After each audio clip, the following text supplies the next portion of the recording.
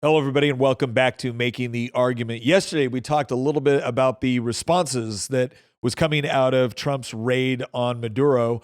A lot of people from Venezuela, whether it be in the diaspora or people in Venezuela, seem to be praising it on social media, while a lot of people on the left seem to be upset, which didn't really surprise any of us. And we talked a little bit about how that impacted policy going forward. But today, what I really want to go into is what happens next.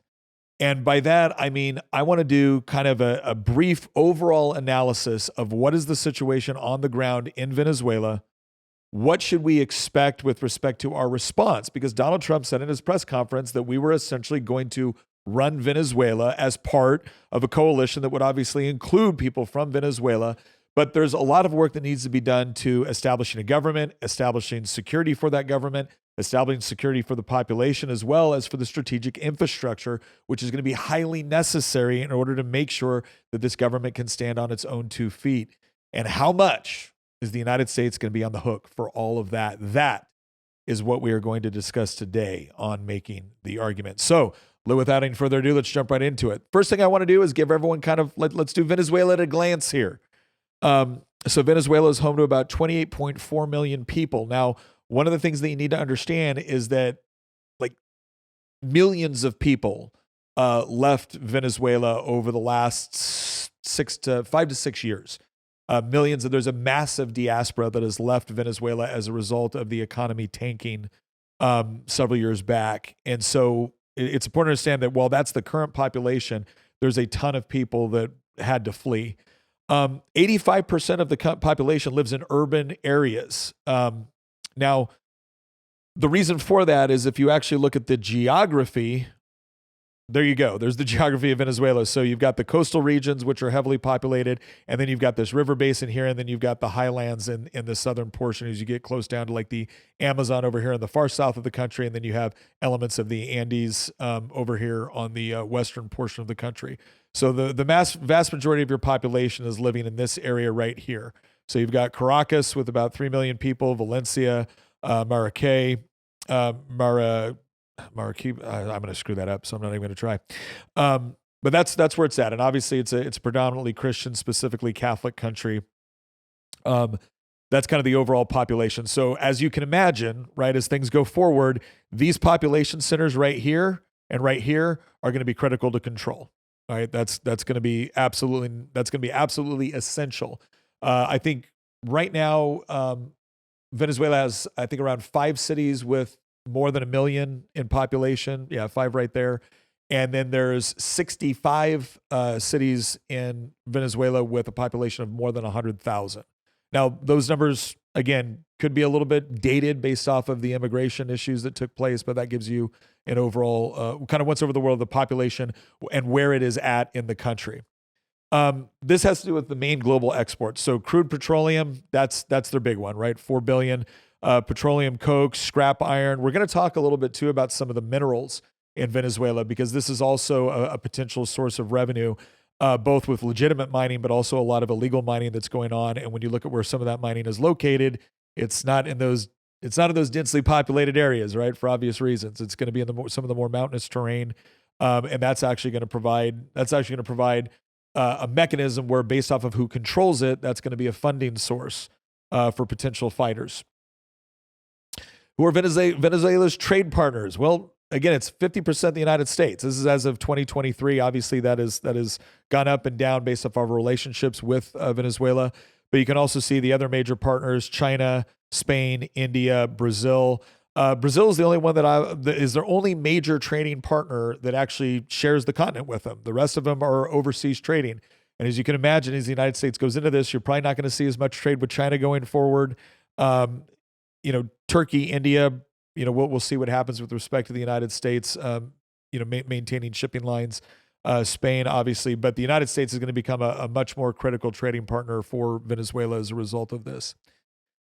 Worldwide proven crude oil reserves. This is one that'll probably surprise people, because a lot of times when people think of oil reserves, they're usually thinking of the Middle East, and obviously Saudi Arabia and Iran are second and third on that list, but Venezuela is number 1.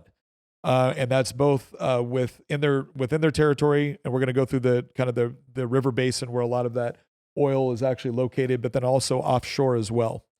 Um, and this is one of the reasons why, too, it makes it a very strategic resource both for the region and the world, because regardless of where the oil is collected from, it has an impact on the overall global market. And because it's the most critical natural resource with respect to a modern economy, that's pretty critical.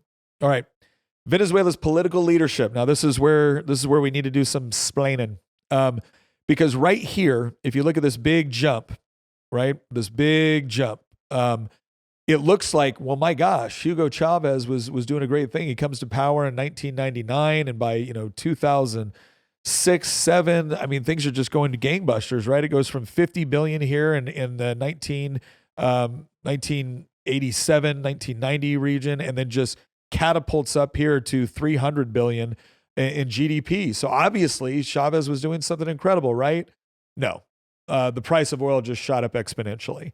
And so there was a ton of oil revenue that was made available as a result of that. Now, what you see here, and this is why the socialists want to try to make it out like, well, Chavez good, Maduro bad, was because you see this massive drop pretty much during the entire Maduro administration. Now, that's not because, yes, Maduro does take some of the blame for this, but if you look closely, it plummets right here as Chavez is still in power. Now, why is that? Because the price of oil tanked. So essentially what had happened is, again, they had completely nationalized oil. It had been nationalized for some time, but they completely nationalized oil. Oil prices shot up exponentially. That led to increased GDP for Venezuela. Now, what you'll also notice, and unfortunately I don't have the chart here to demonstrate it, this doesn't mean the GDP per capita shot up with the same meteoric rise as the country's GDP. And the other thing that's important to understand about GDP, or gross domestic product, is gross domestic product is a calculation of all of the expenditures within a country. So even when the government is engaging in massive inflation, that can make your GDP numbers go up. So some of this is not just oil wealth. A lot of this right here, this is massive inflation. But since it's government spending, that counts toward your overall GDP. But what happens when you massively inflate your currency to make up for dipping oil prices? Oh, you get a catastrophic drop eventually, unless, of course, you're the world's reserve currency like the United States is. So this led to a lot of problems. This was entirely predictable, because while things were going good and oil prices were high, the end result is that they could take all this oil revenue, they could distribute enough of it to the people in order to gain popularity with voters. They could set up their massive welfare state. They could also contribute and prop up other states like Cuba. Venezuela was essential in making sure that Cuba had access to cheap energy. And it also fostered closer relationships with communist regimes. They also supported communist and socialist regimes in other countries as well.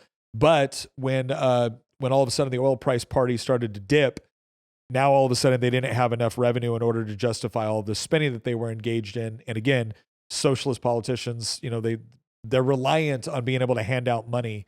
This is where you also see Maduro start to really crack down on expropriating businesses. So there's these famous videos of, Chavez walking through the street going, and he's got one of his flunkies with him saying, well, that's a jewelry store, or that's this, or that's that. And he's just saying, expropriate, expropriate, expropriate. Again, this is why I say, when people say real socialism has never been tried, well, this guy certainly gave it a shot. And I'm old enough to remember when Bernie Sanders and Sean Penn and a bunch of other Democrats were saying, oh, look at this. We've seen the future and it works. This guy's a hero to his people.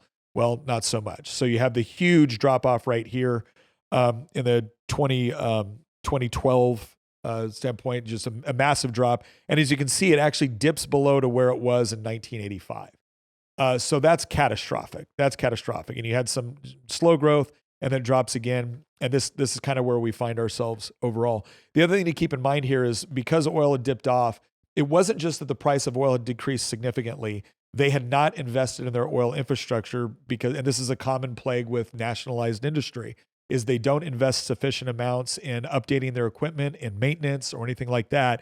They just see it as a cash cow, right? Or they hand it over to the workers and they find out that, oh, yeah, the guy that was working on the oil rig doesn't necessarily know how to run a multinational, multi-billion-dollar oil company. Those are two different skill sets, right? But the socialists seem to think it's all the same. This is also where you start to see an uptick in them utilizing drugs and other things in order to boost their GDP. This gives you an idea of kind of where they were election-wise. So you saw this huge drop-off, right, starting in 2012. with the economy starting to tank. By the same token, Maduro, right? This looks like he won overwhelmingly. Remember that in every other country around the world, except for the United States, red is the left-wing parties, blue is the conservative or the right-wing parties. And as you can see right here, this looks like an overwhelming political victory for Maduro. And I mean, it shows a popular vote of over 6 million. The runner-up with Progressive Advance is 1.9 million, and then the third party with 998,000.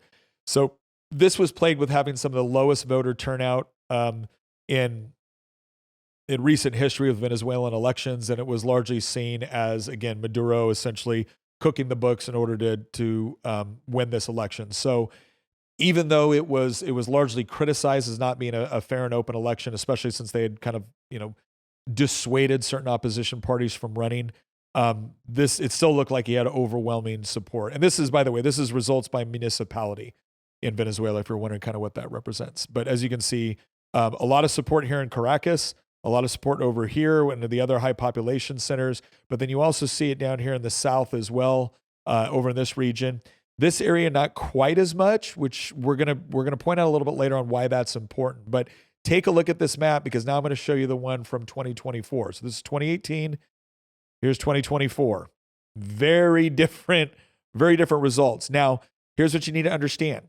There's two different agencies that were counting the votes. So the agency that was established by the government to count the votes has Maduro winning. The popular vote was 6.4 million to 5.3 million. The outside organization that was looking at it had Gonzalez winning by 7.4 million to 3.8 million. And what's crazy about this is if you look at this map here, and let me see if I can, I'll bring this up. So that kind of shows you that all of the areas, according to the outside group, which again, you could argue that maybe they had their bias in a different direction, but all of those groups show a massive switch across the entire country in favor of Gonzalez. The other thing I want to do though is I want to point to something. So this is the CON, and again, it's Comando CON Venezuela is an informal Venezuelan political organization established to support the candidacy of Maria Corina Machado in the primaries. So again, I'm not claiming that they were completely without their own bias, but they saw the state results looking like this and the municipality results looking like this. So you see that Maduro still maintains some support here around Caracas, which is, not necessarily crazy to imagine. That's kind of their headquarters. Some over here in the eastern regions of the country, over here as well. Now, the government agencies, so this was the other site that was tracking this. They don't give us any numbers. This is another reason why those numbers aren't trusted, is because they didn't provide any data. It was basically, trust me, bro. Maduro won and won significantly. But as you can see from the opposition standpoint, they looked at Gonzalez pretty much winning the entire country. And then when you look at the municipality, Maduro only having limited support in certain population centers. Okay, I'm going to show you this real quickly just to, once again, for everybody out there saying that the real problem with America is we only have two political parties. Okay, well, these guys have several. All right, is the situation better? Again, I just want to point out that multiple political parties does not necessarily make for a better situation. But if you look at the overall composition of their parliament, it's largely Colombian Conservative Party, which is a center-right to right-wing organization. They're considered independent. Then you have the Social Party National Unity. They have kind of third-way economic liberalism, but also social liberalism. That might be, they call it Big Tent conservative or Big Tent conservative liberalism. There might be some libertarian elements to that. They're considered independent or center. They actually have 258 seats. You have the Radical Change, which is considered an opposition party. So it's important to see that you're going to see three different things here. You're going to see independent, which these are the parties which have different political ideologies than Maduro, but they don't count themselves as opposition, right? Maybe hedging their bets there a little bit. Who knows? Radical Change is considered more of your classical liberalism, economic liberalism. That would be kind of like online, again, ideologically kind of like online with more of a Republican. They're considered center-right to right-wing opposition. They actually had a decent membership within within their legislature.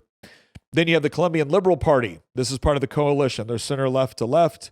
And then you have the Democratic Center, which is the far right wing or far right opposition party, which again also had decent representation among the governors and whatnot. But one of the things that was important about this is you'll see that when you look at the governors, right, there's seats in the House, mayors, senators.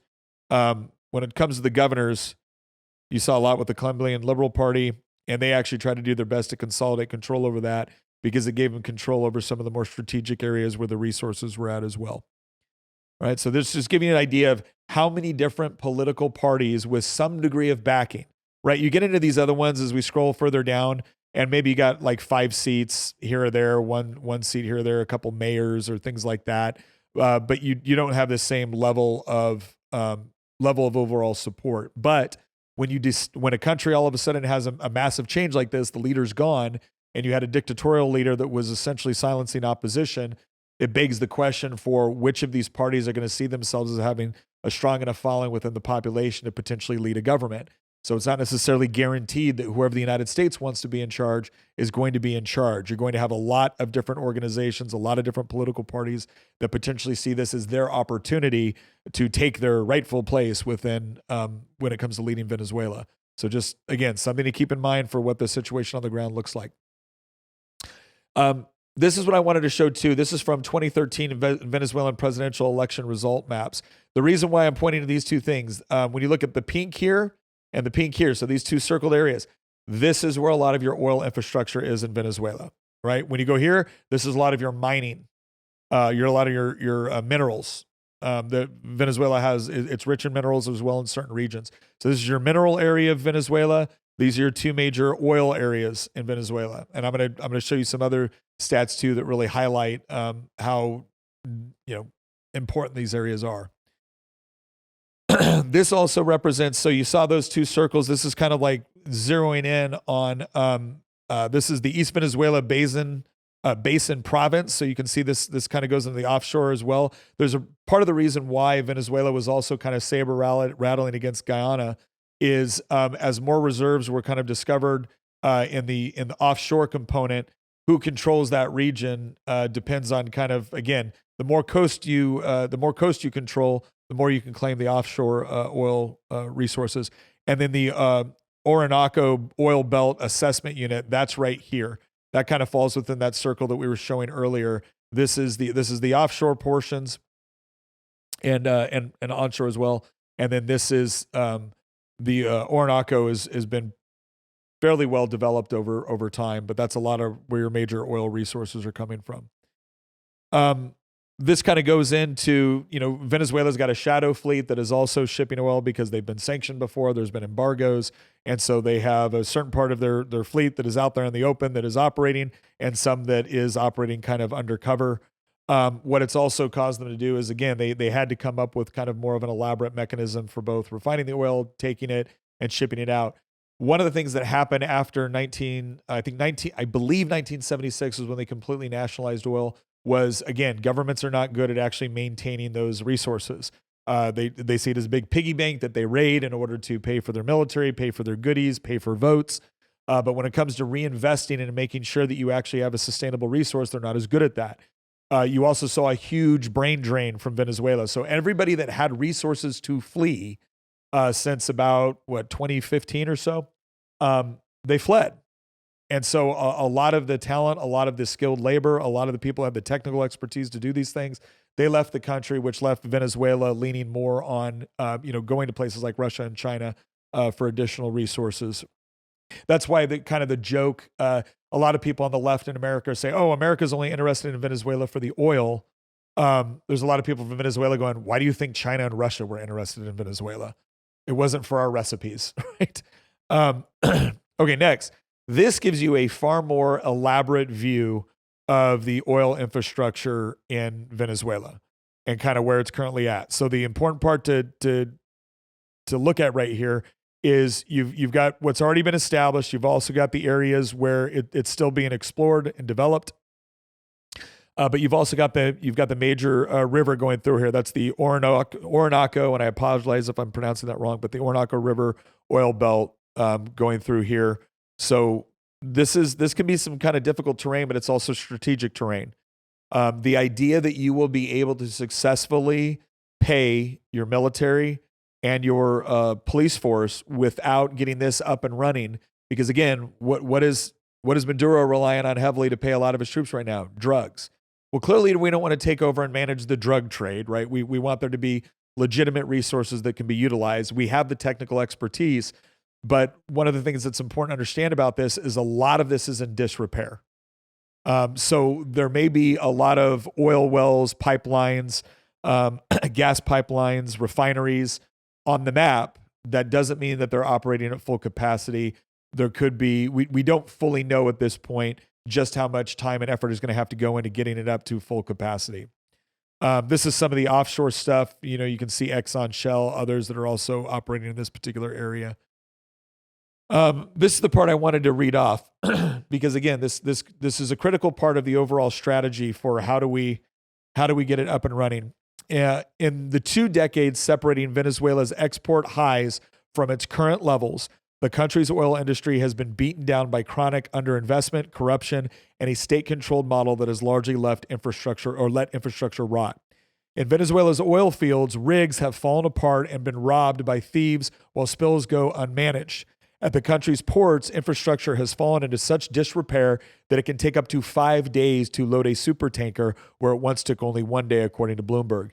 Venezuela has also suffered a large-scale brain drain, as a once vibrant and specialized oil workforce has spent the past decade, leaving the country for other more stable and higher-paying markets such as Houston and the Middle East.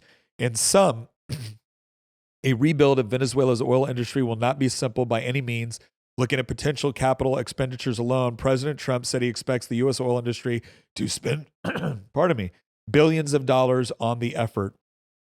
And then if things stabilize, a new government comes, the situation really improves, and there's no risk of a coup or anything like that, then gradually, with a lot of investment, the country could open up, but I don't think it's a matter of a few months. And that comes from Jorge Leon, head of geopolitical analysis at Rystad Energy.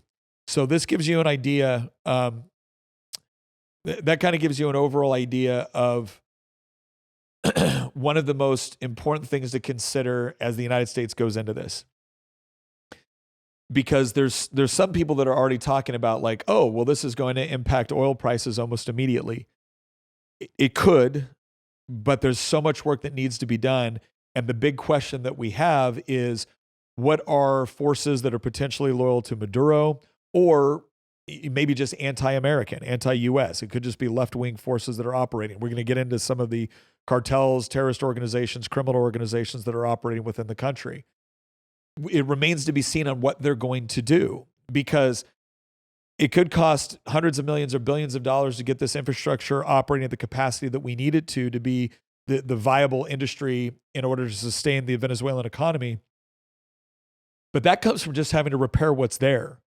What happens if the cartels, what happens if the criminal organizations, what happens if this massive political militia that Hugo Chavez had set up, what happens if they take their AK-47s and their RPGs, what happens if they take it and run, and then they start trying to blow up or interfere with elements of the oil industry?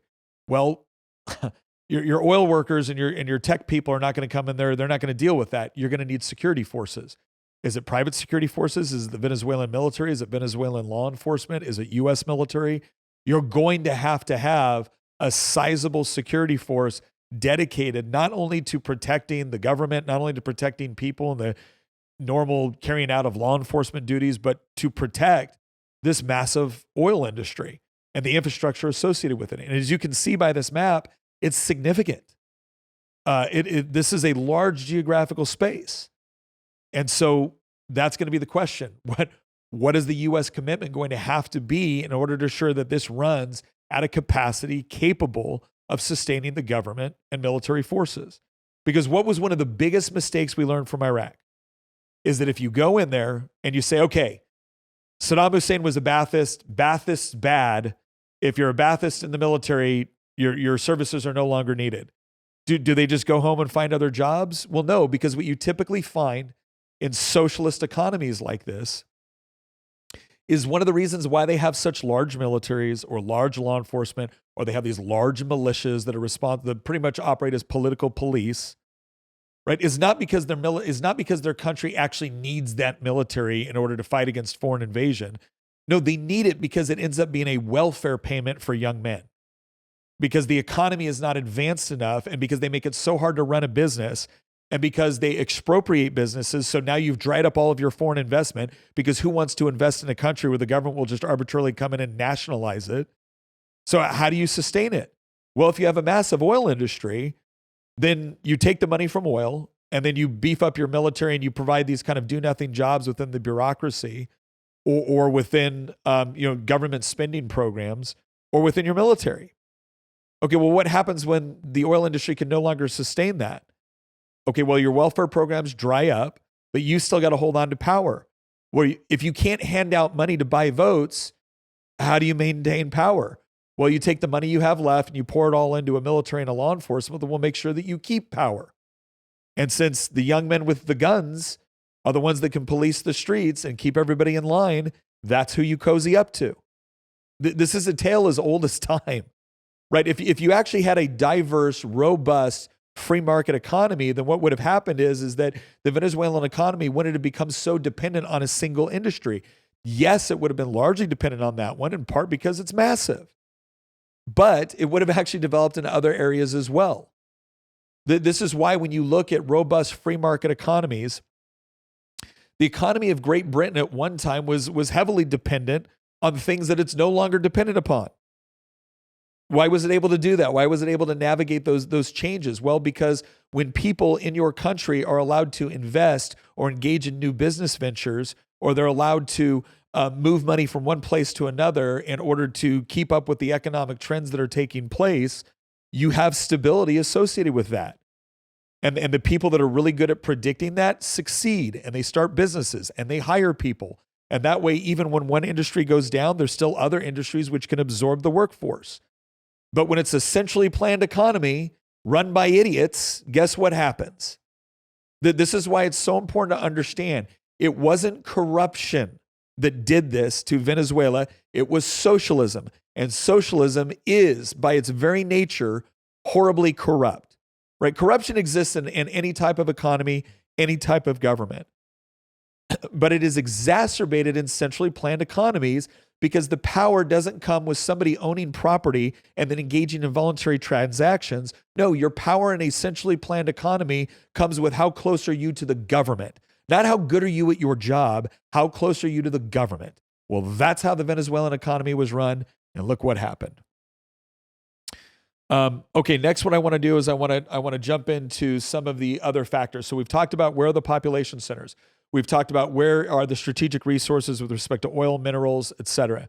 Now we're going to talk about the drug trade. This has to do with suspect air activity comparisons. And what this is doing is this is tracking various flights coming out of areas of Venezuela which are known to be a part of the drug trade. So you see the various islands up here. You see Haiti, Dominican Republic, and then you see other Central American countries as well.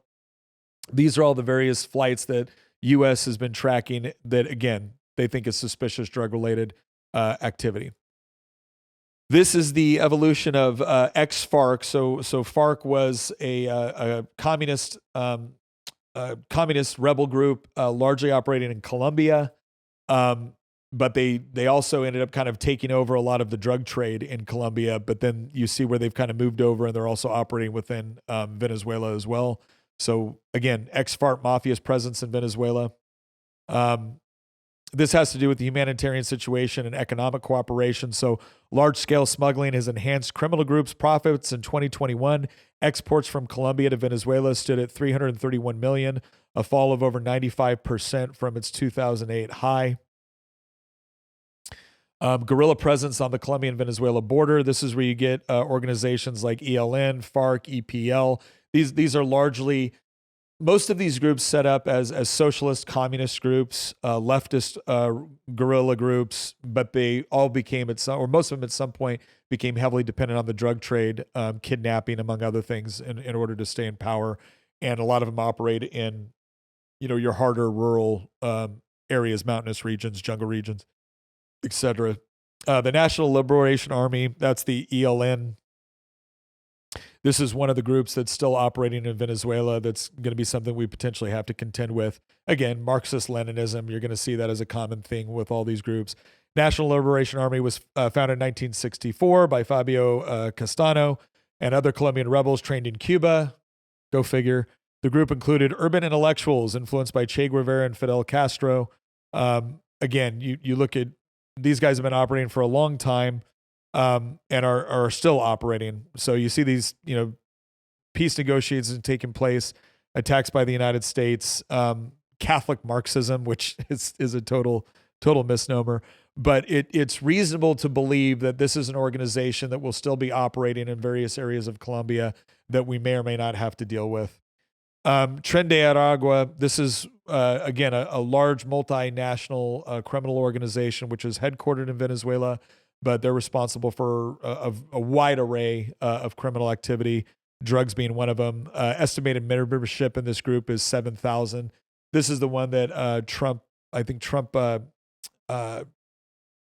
designated them as a international terrorist group. But you can see here, murder, protection, racketeering, drug trafficking, human trafficking, forced prostitution, sex trafficking, rape, human smuggling, kidnappings for ransom, illegal mining. That one's important when we get into that a little bit later. Bribery, money laundering, terrorism, and narco-terrorism. Another group that we've all heard a lot about, Cartel of the Suns. What was unique about this group is, while the other one was largely kind of what we probably think of as more of your traditional criminal organization, Cartel of the Suns was operating in large part through and with the Venezuelan military. So again, as the oil industry, both through a combination of mismanagement of their oil industry as well as dropping oil prices, wasn't able to keep the funds coming into the Venezuelan government to the degree that they needed, they started engaging in the drug trade as well. And obviously, when you even see this founder, Hugo Chavez, this is kind of a 2-4 for the Venezuelan government under Chavez and Maduro. This is another reason why Trump felt that there was sufficient justification to target a so-called head of state, even though he pretty much stole his last election, at least stole the last election. Because they saw this as a way to make money while simultaneously killing Americans. Because if they could pump more drugs into the United States, again, they considered the United States an enemy. So that was a victory for them at the same time that it gave them funds that were, well, let's just say not as finicky as oil prices. And so all of these things factored in very heavily to how they maintained income while at the same time gaining some of the other things they wanted, uniquely striking against the United States.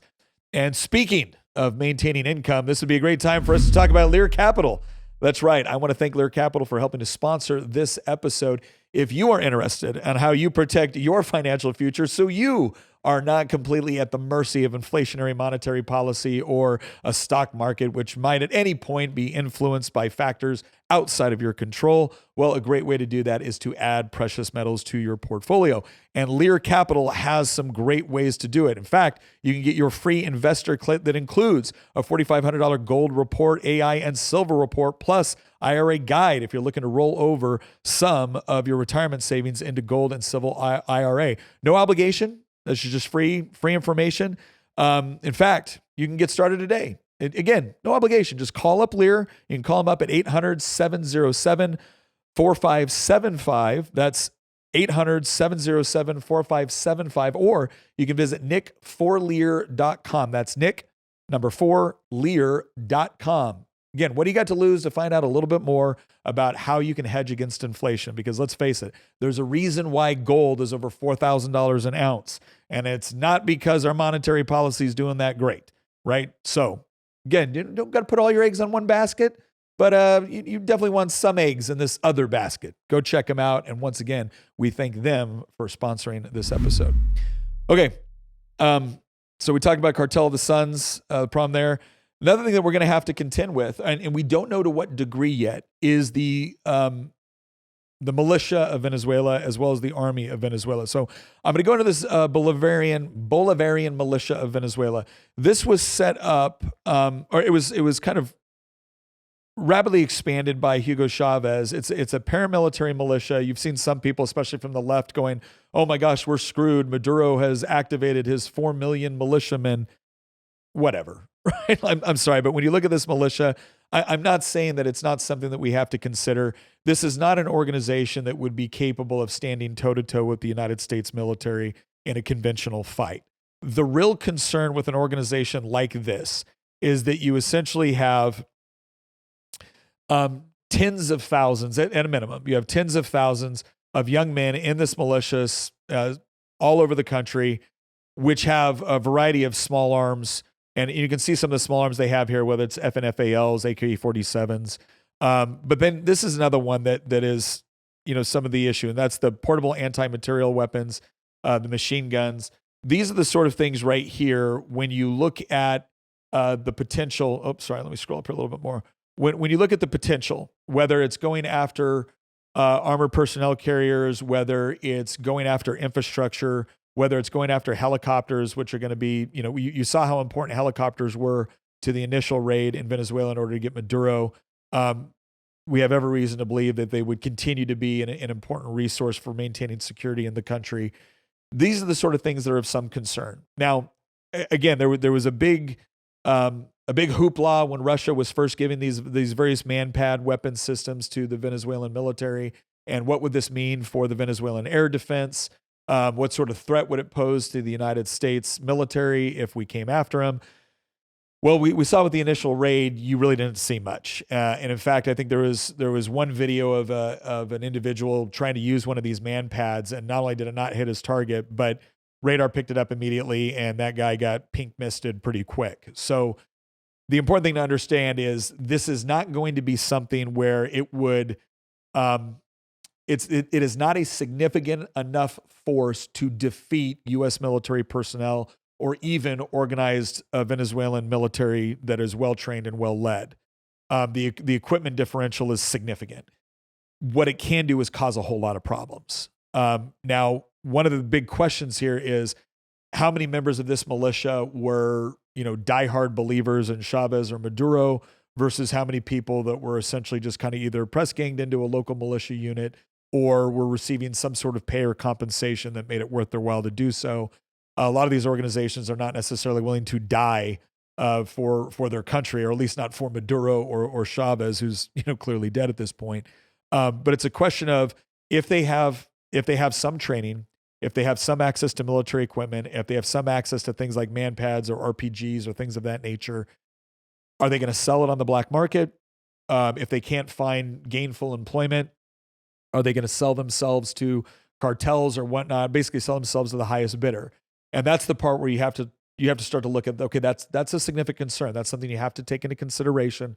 And it ends up being a question of who entices them first, right? Because again, my gut feeling here is that this is not a militia that is just willing to fight to the death for Maduro, but they are willing to fight to feed their families. One of the things that we saw in Iraq that was a huge problem is that as two things took place that were very, very disastrous. One was debathification. So all of a sudden you had tens of thousands of young Iraqi men with no job, but they had an AK-47, and so they were willing to fight for pay. And it's not like it cost a lot. If you were willing to pay these fighters $100, $200, $300 a month, that was all it cost. You had other situations where you had civilians that were basically put at the mercy of these organizations. So a lot of times the people putting in the roadside bombs were not diehard believers in, Al-Qaeda or Saddam Hussein or whatever else. They were basically people that didn't have an option. You would have an armed group that would come in and say, you're going to put out this roadside bomb. And if they didn't do it, Al-Qaeda would kill them. If they did do it, we would kill them. And so that's the sort of concern that you have here as well. It's not just that these guys with the guns are going to be the ones, laying in the ambushes or using drone attacks or whatever else. They're going to be the ones threatening civilians to do it. And that creates this really, really difficult situation where now, do you take out the civilian that is potentially, shooting the rocket at you, not because they wanted to, but because they felt intimidated by these criminal organizations? These are some of the things that you have to take into account. It's never as clear cut as we would like.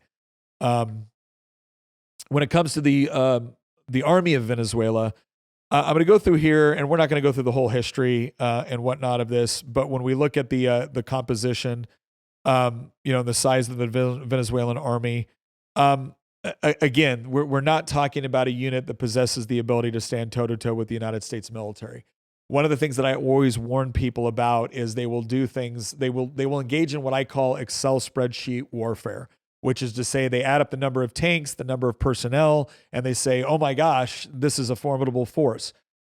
Not all personnel are equal. Not all tanks are equal. Not all jets are equal. Not all helicopters are equal. Not all weapon systems are equal. And we've seen this time and time again, to where I don't care how many troops you have, if they're not well trained, if they don't have night vision, if their weapons aren't zeroed, they're just going to get destroyed by a modern, well-trained, well-equipped military. And that's what the United States has proven time and time again, is that if you're going to stand up and try to engage in a conventional fight, I got bad news. This isn't going to last long, and you're going to end up dead. That's why most of these people, when they flee, they don't fight organized fights. They engage in ambush tactics. They engage in forms of guerrilla warfare. They look for soft logistical targets, or they look for soft infrastructure targets, which help them achieve their objectives. And so I'm not worried about any of these guys coming down and defeating the 101st Airborne Division or the 82nd or Ranger Regiment, right? These guys would get slaughtered in a toe-to-toe fight. It's not about that. It's about them taking the weapons, taking the resources, and then going out and just sitting alongside the road and launching strategic ambushes whenever they can. That's the real concern here as we look at the overall composition of their military. And I want to illustrate it by looking at what they have. So 92 T-72 tanks. T-72 is a joke. Literally, you could probably take out, for instance, when you look at all 92 T-72s, I guarantee you not all of them are operational. And to the extent, let's be generous and say that 60 or 70 of them are operational with well-trained crews that know how to operate them. And M1A1 Abrams can engage that thing and kill it, right, a mile before the T-72 can even get into the fight. But let me tell you why that's not even going to be necessary. Air power, because we already have air superiority. We have naval superiority. So the bottom line is it doesn't really matter what they have as armor. They're not even really going to be able to bring it to the fight in any significant way. Apache gunships would have a field day with these guys. So it's the same thing with all their armored personnel carriers. Again, I'm not saying it shouldn't be factored in. I'm just saying it's not significant enough to be a real problem.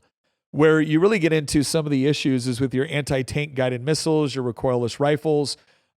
These are the things that you can theoretically transport, get off of military bases far more easily than you can a T-72.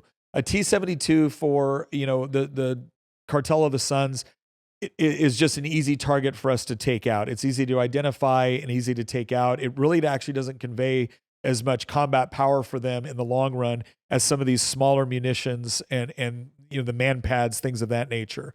All this other stuff is a lot easier to identify and take out. But if you're taking away a recoilless rifle, well, look, I can prop up a recoilless rifle and start taking pot shots at oil rigs or refineries and do a fair amount of damage that's going to shut down production for a while, right? I can take the one isolated, vehicle. What's going to end up happening is that the Venezuelan military will probably be able to hang on most of their heavy equipment, but whereas the recoilless rifles they have or the RPGs wouldn't mean as much if they were aiming at a Abrams with reactive armor. It does mean something if it's aimed at a Venezuelan T-72.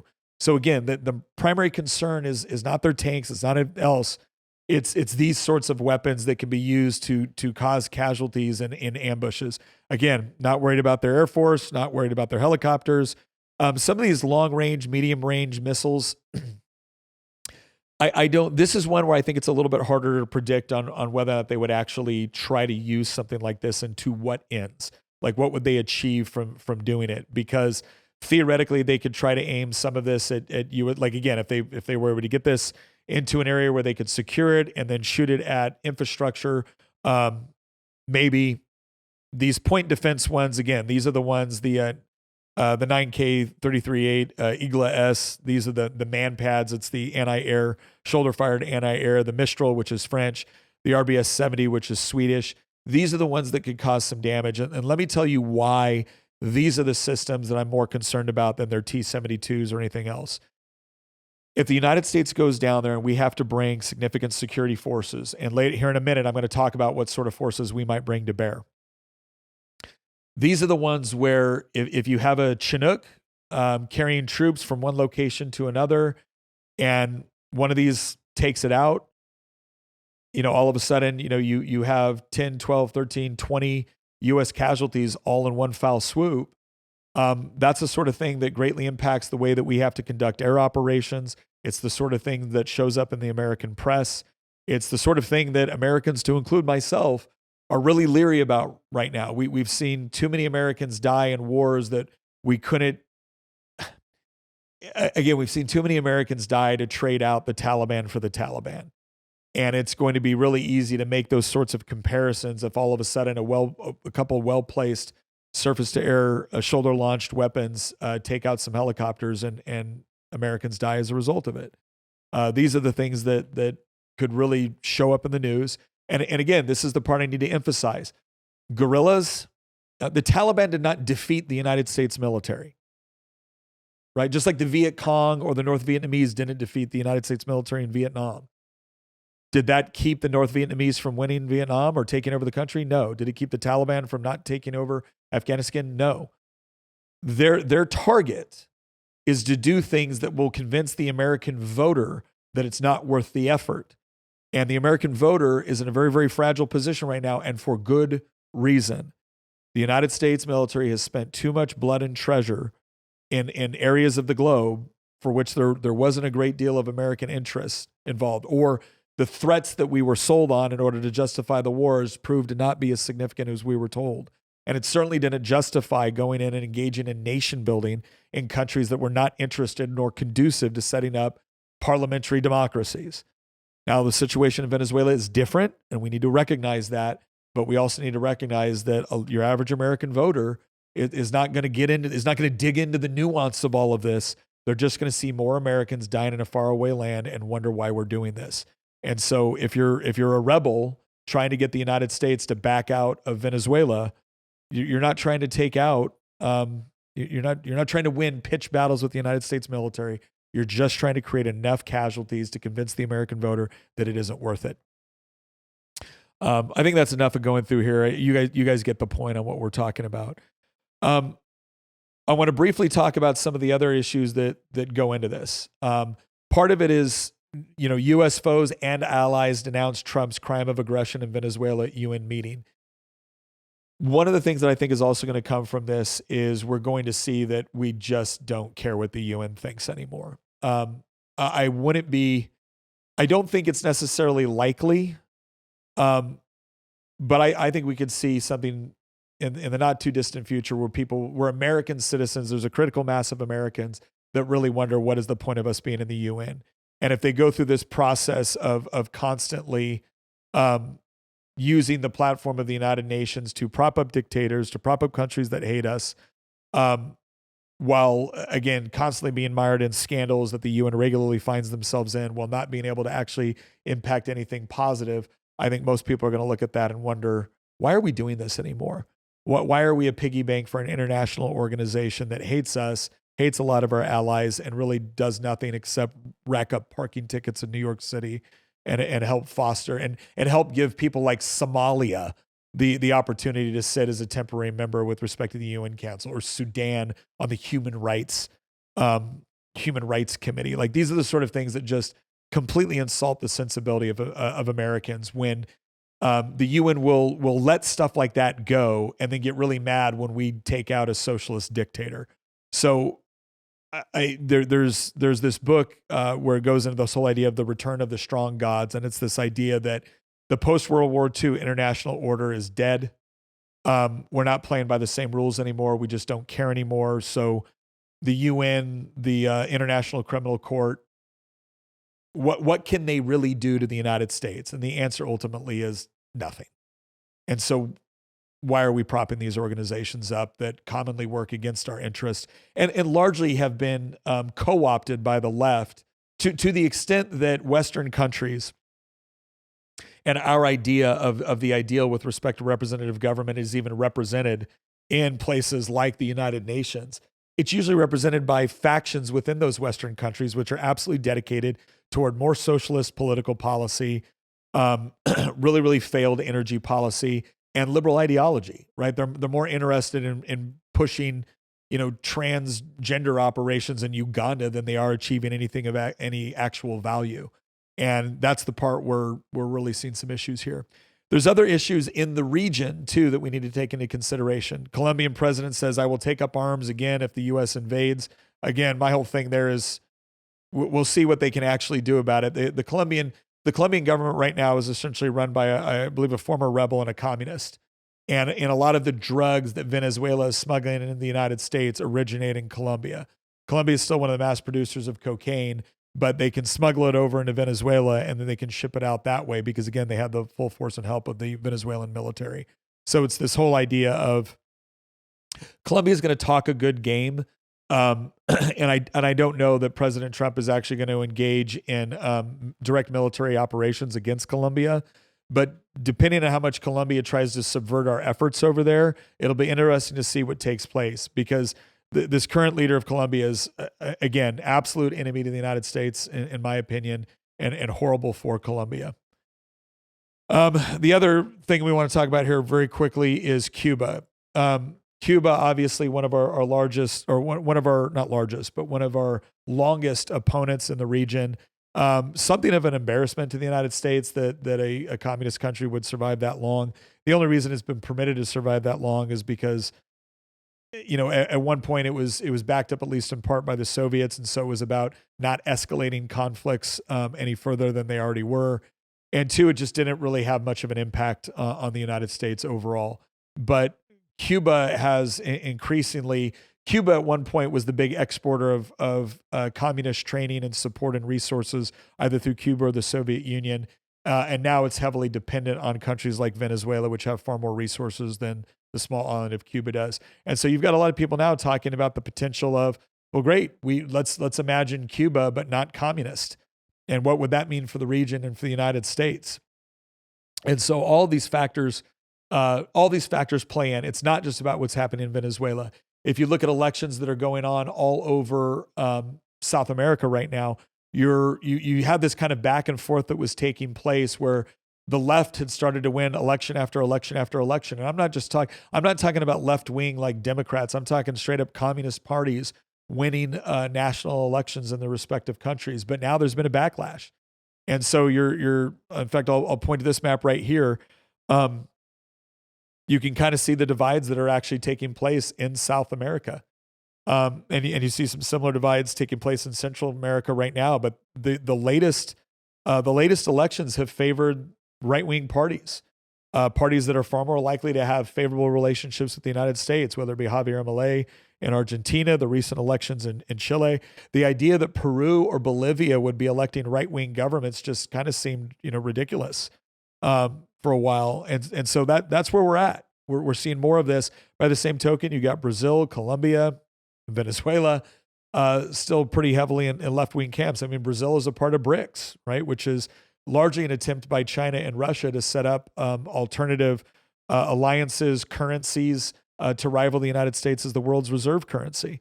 So, Brazil had a very, very contentious election. There was a lot of questions of corruption and voter fraud in that race as well. But it's important to understand this not just through the lens of the United States and Venezuela, but what this potentially means for South America, Central America, and the Caribbean. And it looks like Donald Trump is essentially saying, hey, we're replacing the Monroe Doctrine with the Donroe Doctrine, which is to say that we're going to be more aggressive with this. We're going to utilize not only our economic power and influence, but we're going to use our military power as well. And if we're returning to this world where we have kind of spheres of influence, well, then this is our sphere of influence, and we're going to treat it like it's our sphere of influence. So it'll be interesting to see what that actually materializes down into. Speaking of spheres of influence, you can't bring about the Pax Americana on an empty stomach. What you need is protein, and that is where our good friends at Good Ranchers come into play. We love Good Ranchers. I would not be exaggerating if I said that we probably eat Good Ranchers almost every day. Why? Because The beef, pork, poultry, and wild-caught seafood that I get from Good Ranchers is a total American supply chain. I don't got to worry about a bunch of other crap. I don't got to worry about random feedlots in countries that hate us. I don't got to worry about any of that. I just get the best quality American meats that the world has to offer, really. Not to mention the fact that Good Ranchers is just an outstanding company. We love Ben and Corley Spell. We've done some podcasts with them. They truly are just great people. And they take a risk. They take a risk when they advertise with programs like us. And so we want to make sure that our audience knows that, hey, they took a risk on us. You're not even taking a risk by buying their products because I'm fully vetting it. It comes with my full 100% seal of approval. And if you go to goodranchers.com now and use my exclusive code Nick, you're going to get free meat and an extra $25 off. That's right. Not only are you getting the best quality stuff delivered directly to your door, they're going to give you an additional $25 off plus free meat with your order. But you got to use that code Nick because not only is that good for you, it's also good for us because it let Good Ranchers know who sent you. Right. So go over there to Good Ranchers, check them out. Again, I can't emphasize it enough. I actually started because I love their steaks and their steaks are wonderful, but their roasts are great. Tina just made this incredible beef and vegetable soup because let's face it, it is soup season. And used Good Ranch, and it makes a difference. It makes a difference. You go and just get something at the store, and it doesn't taste the same. So go check them out. Promise you, you are not going to be disappointed. All right. So here's what I want to do right now. I want to talk about what do we do next? How do we conduct this in such a way that makes sense? Because there's a positive scenario here, and there's a very, very bad one. Because here's what I don't want. Look, I have lived at the business end of bad U.S. foreign policy. And when I first heard Trump say, we are going to govern Venezuela, all I could think was, here we go again. Except that this time it won't be me, it'll be my son. Because now my son is the young infantryman. My son is in one of the units that would most likely deploy if we had to drastically increase our presence in Venezuela. And so I am a supporter of the Trump administration. I have been, Trump, I think, has earned the benefit of the doubt when it comes to foreign policy because he has not tried to get us in a bunch of wars. He has not tried to get us involved in nation building. And this may be the first instance where some of that goes on. And as I was telling Steve Bannon last night, he was like, Nick, so you don't think there's any scenario where U.S. military personnel are not involved? I said, no. I can't see one. I mean, obviously, they've already been involved with respect to capturing a Maduro, but I think it's hard to imagine a scenario where we have no U.S. military personnel on the ground in Venezuela in order to help a new government get off the ground and to secure the oil infrastructure, which is going to be absolutely critical, both for U.S. interests and Venezuelan interests. And so the question now is, how do we do that correctly? And I'm going to go with the best case scenario first. So here's my idea of the best case scenario. This is a map right here, as you can see, of Venezuela. This largely looks at the various places. The red is where we can count on Maduro having the most support, right? That doesn't mean he doesn't have support in some of these other areas, but this is important because this is Caracas. This is some of the high concentration areas. And then when you also look at the rivers that feed into the oil industry where, again, you're going to load up that oil on barges, you're going to ship it down the river to the ports, and that's how you're going to get it out. You see some heavy support for Maduro in some of those areas. And so the question is does that support remain loyal? Even if it's not loyal to Maduro, is there somebody else within his regime that steps up? Those are things we have to take into consideration along with the criminal elements, the military that I already mentioned. But let me give you a scenario. The United States goes with Gonzalez, which again, we don't even have to have a totally separate election for that. We can just go off the previous elections in 2024 that the world recognizes as being stolen, that it appears that the vast majority of the population of Venezuela recognizes being stolen. So to initially set up this government that would operate with the assistance of the United States and the guidance of the United States, you could pick someone that that, again, according to one group, an overwhelming majority of Venezuelans already elected. You can look at the various opposition and independent parties, and you can see significant majorities that would be willing to stand up to any of the opposition party or to any of the parties that had previously aligned themselves with Maduro. The question is will those parties want a place in the new government? And so will they play along, or will they break off and try to form resistance groups? I anticipate that what they'll see is Maduro's not coming back. And if they want to actually be some of the beneficiaries, if they want some of their regions taken care of, well, then it's gonna make a lot more sense for them to play ball than to stand up and try to be open opposition to the United States. They will most likely be concerned about Venezuela just being a puppet government from the United States, and they will probably voice those concerns. But best case scenario is they get on board because they would rather be the beneficiaries of a robust oil industry, which is pouring back money into Venezuela, rather than just benefiting from the drug trade. So let's assume that we pick the right guy. He goes in with the right support. There's a great deal of popular support across all regions of Venezuela, with little pockets of resistance that simply don't have the juice economically, politically, or socially to really provide any sort of real resistance. And they see it as a better opportunity to kind of get on board with the new regime so they don't get left out of what's going to come when the oil industry is robust again. So let's just say that kind of takes care of the overall popular support, and the political party is not fracturing and really, really kind of getting behind this unity government. Now, in order to do that, the government is going to have to basically, they're going to have to play the game of making sure that various groups are taken care of in order to maintain the coalition. That's just kind of a natural consequence of this. But if they're able to do that, and if they're able to pay the military. Now, if they're able to pay the military and they're not using drug money to do it, the question is what money are they using if the oil industry is not sufficient to do so? And this is the part where I think it's almost inevitable that the United States and other countries in the region that want to see a successful government that is not communist, not socialist, not anti-Western, that's going to be an interesting thing to see. What is Argentina going to do with respect to trade? What are other countries in the area going to be willing to do in order to help this new government keep the military and law enforcement paid? Because while the welfare programs have pretty much run their course, if they can make people feel safe, that might be enough for them to keep going along, keep voting in the right people, and keep the government stable. But keeping the military and law enforcement paid is going to be critical, because if they don't feel like they're going to get paid, if they feel like they're starving or their families are starving, they're going to sell their guns to the highest bidder. And the highest bidder initially is going to be the cartels and remnants of the Maduro, or maybe even some of the more hardcore left-wing political organizations that have some sort of juice in these various areas. But again, best case scenario. So the military is able to get paid. Maybe that's initially from loans that are given to the Venezuelan government against future oil revenues. So those loans are given in, military is paid, law enforcement is paid, they're happy, they're not joining the rebels. And what ends up happening is the rebel groups and the cartels, the cartels can make money off of drugs, but it just became significantly more expensive to do it from Venezuela. This is another thing to remember. Drugs operate like other commodities on the marketplace. If it's really cheap to get it from one country and really expensive to get it from another, well, then all of a sudden the profit margins go down significantly. And now these cartels are not able to finance their soldiers. They're not able to pay off politicians. They're not able to pay off police. And the end result is they can't conduct their operations. And so now they become minimized as a result.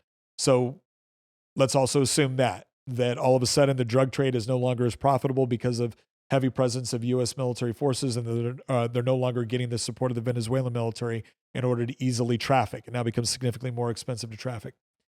Let's take into account with respect to minerals in the oil industry.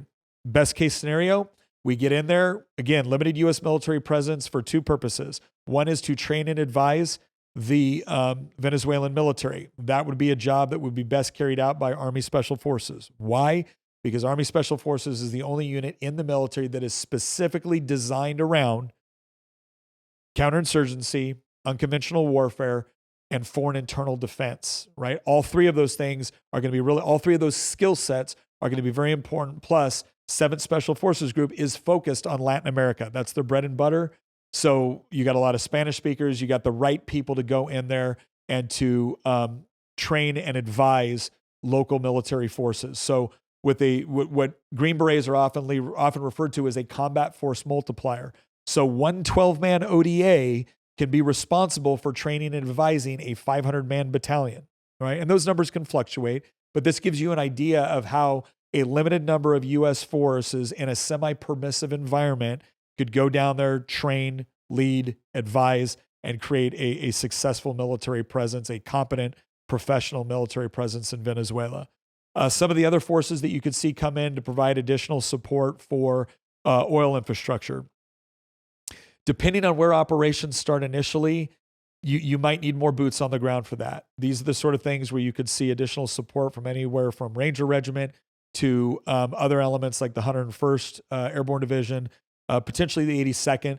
The reason why the 101st might be more likely for an operation like that is because they call it an airborne division, and that's kind of an honorary title because of their service in World War II. But they're really an air assault division, which means they primarily function through helicopters.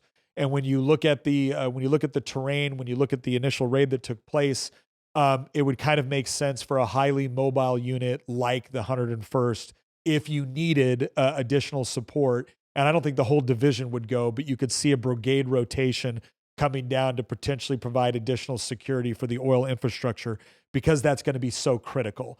And if you're Donald Trump, you're thinking right now, if oil revenue is essential to getting things going and I need to get it up and running within a relatively short period of time, I can't be dealing with rebel forces or cartel forces that are constantly trying to interrupt the flow of oil.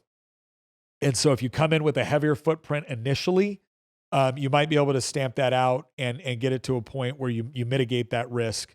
And so that's an area too where I could see a slightly larger contingent of what we would call conventional forces as opposed to special operations forces.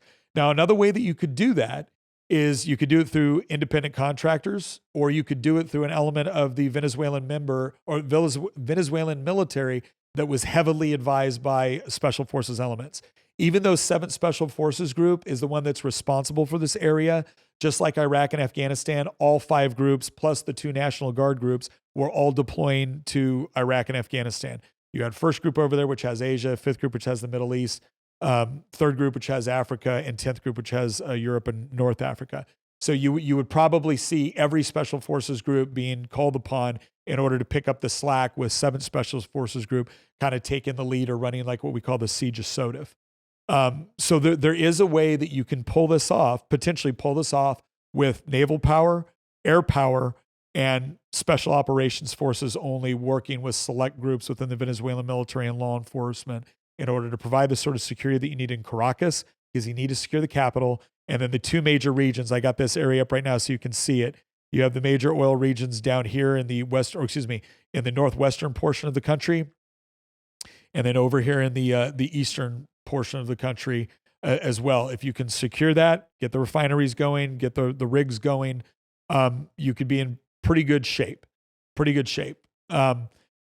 Now, if all of that is done, let's say that we go in there and we just pull this off initially really, really well, popular support, money's flowing, military's paid, cops are paid, and the people see the benefits. They see the benefits from going it. They don't feel repressed by their government. They're starting to see more goods and services come on. The other thing that happens as a result is foreign investment, because now all of a sudden you have an environment that was completely, again, you have a lot of mineral resources, oil resources. There's a lot of other things that Venezuela has going for it, but nobody in their right mind is investing in Venezuela unless you're the Russian or the Chinese governments.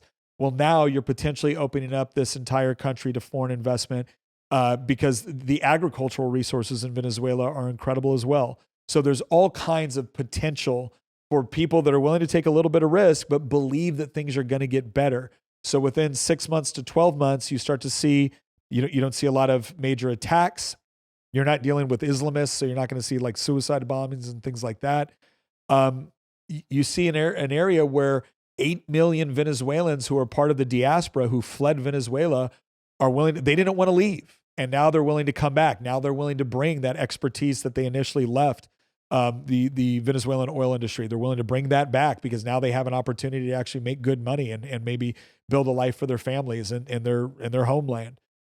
You see other people looking at major investment opportunities because, quite frankly, they crushed most of the Venezuelan economy. And now if it's going to open back up and you can run a business without the government confiscating your property again, that could go very, very well, very, very quickly. And you could just see massive amounts of Venezuelan people associating this birth of freedom, this birth of economic opportunity. You could see them associating it with a government that has American support. And that will breed a lot of goodwill with the government. It'll breed a lot of goodwill for Donald Trump and his administration. And if that's what you're starting to see in Venezuela, what it can end up being is something of a model. What it could also do is it could also cause a lot of problems for Cuba and Colombia, because again, these are far left governments that swore by socialism. And now Venezuela might be Venezuela could very well be a poster child for how well a country can rebound and be highly successful simply by throwing off the shackles of a centrally planned economy, a socialist dictator, and opening up itself to free markets along with security and the oil revenue and support that the United States can give. That's the best case scenario. In 12 months, we're looking back on this and we're all thinking, my gosh, this was ingenious. Limited U.S. troop deployments, very, very limited U.S. casualties.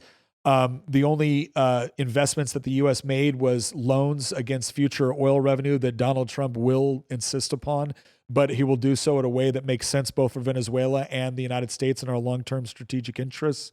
More oil coming back into the market is a benefit to the United States, even if we're not getting direct payments back to the United States government, because lower energy costs are very beneficial for a booming economy. Though that's the best case scenario. And that would be something that would not only be wonderful from a U.S. interest standpoint, from an economic standpoint, from a moral standpoint, but it would also be, it could theoretically usher in this new era of freedom, free markets, and a favorable view of the United States from Latin America that has been very, very troublesome over the last 100 years, right? There's been a lot of ups and downs in the nature of those relationships, but this could be something that could usher in a new era within the Western Hemisphere that could be hugely beneficial to all the parties involved. That's the best case scenario. Let me tell you how it all goes horribly wrong. We get a government down there, and because we can't keep the military or law enforcement paid, they take their weapon systems and they go. And out of necessity, not out of any great love for Maduro, but out of necessity, or out of we're going to keep it there. Out of necessity, they start working for the cartels, or they start working for resistance groups in Venezuela because they're the ones that can pay them. And over time, what happens is these socialist groups, these Marxist groups, they engage in a lot of indoctrination. And so now you turn people that were initially fighting just because they wanted to feed their family into hardcore leftists and socialists that are willing to fight kind of endlessly, especially if they see it as their only option initially. What happens there is now all of a sudden the various political parties in Venezuela are no longer unified around the government. You see these leftist parties kind of break off. And because the United States is going to be very focused on this idea of freedom of speech, right, and free elections, these leftist groups are going to say, yeah, we believe in free elections too. We believe in freedom of speech as well now. And we're going to run against the puppet government that the imperialist Americans are controlling in Caracas. And what they're going to do is they're going to go out and they're going to try to push this message. And if they're really organized with the cartels, these cartels are going to start spending money, not just on military equipment. They're going to start spending money on buying local elections, buying municipalities, trying to buy governorships in areas where they think they can get a foothold. All of a sudden, the right-wing parties in the Venezuelan government are now losing faith in the ability of the government to provide security or to present economic development. And so now certain right-wing parties start fighting with each other on who's the best to lead the party in resistance to the left-wing parties. And so now you have a fracture within the unity government. And now all of a sudden, everyone is vying for power. And instead of an overwhelming majority supporting the Venezuelan government that we've put in place, now it's just a plurality. And with additional security concerns and the Venezuelan military not being able to provide security or safety, now the United States military, which is already heavily invested in this now, can't look bad, right? Now we have to send more money. We have to send more troops. We have to send more law enforcement resources. And now all of a sudden we're spending a lot of money to try to prop up a government that is starting to lose popular support. As more U.S. ground forces are in country, they may be able to achieve positive security results, but there's more targets. And so now even if U.S. military is achieving greater security results, everything that's going to show on CNN or MSNBC is going to be U.S. casualty counts. You're going to be hearing all the stories for the soldiers that get killed over in Venezuela, and people are going to ask very relevant questions. Is this really is this in our interest? Were the underlying conditions in Venezuela sufficient enough for them to be able to take care of Venezuela without U.S. assistance? And the narrative is going to start to build that the only reason why this government is in power is because U.S. military or economic power is backing it. And as soon as we leave, guess what? A new government's going to come in and undo everything that we did. And so now it's going to be a question of, are we able to get the oil industry up and running fast enough in order to yield economic benefits for the Venezuelan people and pay the Venezuelan military? What if all of a sudden these groups that ran away with their weapons are a little bit more strategic in blowing up oil rigs and blowing up the infrastructure necessary to get oil to market? They don't got to get all the tankers. They just got to get a couple. They don't got to get all the rigs. They just got to get a couple. And that's what's going to lead in the news, right? Now I want you to imagine midterms coming up. And all that you've heard out of CNN, all that you've heard out of MSNBC is U.S. casualty counts and our inability to properly maintain security of strategic infrastructure while the American-backed government in Venezuela loses popularity with the Venezuelan people. Now what happens? Well, Democrats win an election.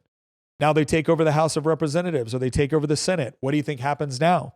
Are they going to approve more funding to support military operations down in Venezuela? Of course not, because they would love nothing more than for this to look really, really bad for the president. So now they completely pull funds, and the president is constitutionally not able to keep forces down in Venezuela to keep conducting operations, because it's not like the Democrats care whether or not Venezuela succeeds or fails. And if it fails and that's bad for Trump, well, then it's better if it fails in their opinion. And so now it drags out. They pull resources. We're no longer able to prop up the government. Donald Trump uses whatever powers he can. But the other foreign partners that were doing this, as long as the U.S. was able to maintain security, they're backing out as well now because they don't want to get caught up in a quagmire. They got their problems. They got problems of their own in their home countries.